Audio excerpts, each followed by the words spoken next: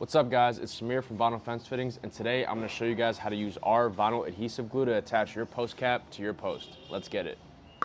So right here we got two things. We got our vinyl adhesive glue that's perfect for deck, railing, vinyl fittings, and vinyl accessories.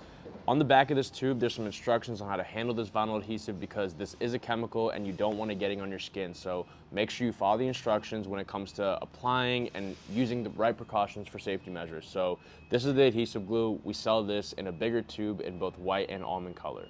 Next up, of course, we have the post cap. This is a vinyl PVC post cap that we sell in Vinyl Fence Fittings, and one good rule of thumb before you install a post cap is to make sure your vinyl is clean. Otherwise, this adhesive is gonna have a hard time sticking. So these things work awesome together, this vinyl and this adhesive, so I'm gonna show you guys how to do that right now. As you guys can tell, I'm taking the adhesive and kind of going around the internal diameter of the post cap.